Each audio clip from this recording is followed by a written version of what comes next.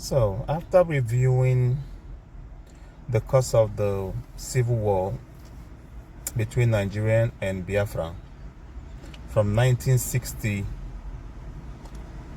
to 1970, we made to understand that Jack Gowon lied when he came back from Ghana after the summit meeting they had in Abori Arcuate with Ojukwu, with all their secretaries being present and all the documentations being signed. He lied when he came back and presented the prime ministers from Britain. Due to what they want to eat, they called him in the meeting and they turned the whole game around, and he helped them to achieve what Nigeria is suffering today. I'm so glad that Gowon is still alive to see the injustice and the evil and the massacre he has created, and also helping in creating what they call the Boko Haram.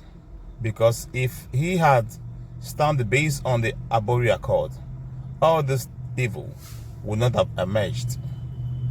But because he lied, he twisted the whole thing and twisted the whole meeting and denied that Ojukwu and he had never had any discussion based on the announcement that was made. Today, Nigerian is still suffering. I want you to watch this video to see the interview granted to Ojukwu by BBC and all he has said, and also that which Jack Gowon said as well. Watch it to the end. Thank you. But at the end of it, I don't want to go because these things are all, the tapes are available, the records are there. In fact, only about 2 weeks ago I saw a set of the records again. The transcripts are available. But we talked about the Nigerian situation, and certainly at the end everybody says, oh, you told them this, you did that. The fact was that our case was so clear that I actually believed at the end of Abori that the problem was not Gowon, but probably some ambassadors in Lagos who were pressing for something else. Because we understood each other. We agreed on every single point. The drafting was, in fact, my chief secretary with 2 other chief secretaries from the other side. They said, no, and drafted and agreed. We looked at it, we agreed. General Ankara read over the whole report again to us at the end, asked us if we wanted to amend anything. No. At the end of all that, the position was so good that actually Ankara drove Jack Gowon and myself to the airport. Jack was sitting on his left, I was sitting on his right. He was in the middle. And in the course of that journey, at a point, General Ankara shook his head and said, oh, thank you. Thank you. If only we can go on like this, everything would be all right. I believe I was the one. As I do now from time to time, I go for the dramatic.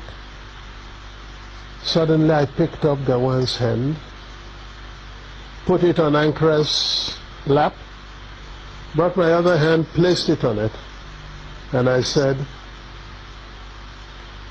General, sir, hold us together, I want to say something. So General Ankara put his hand on top of the 2 hands, and I said, General, I want to assure you that I am totally satisfied with everything we said. I will even go further and say to you something I did not say at the conference, and that is that once we have implemented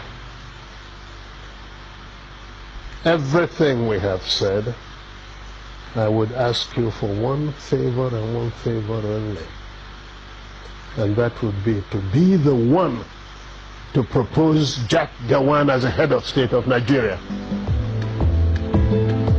It was a two-day conference of peers and old mates, but its aftermath produced even further controversy. When we came back and Ojukwu did not go to make the statement he made first, virtually giving the impression that we've agreed for a confederation to move apart, etc., which was really not in exactly that. If I had had the opportunity to make my broadcast in the first, because that was the agreement, not for him to make the broadcast first, then if I had committed myself to what he said, then there wouldn't have been any problem.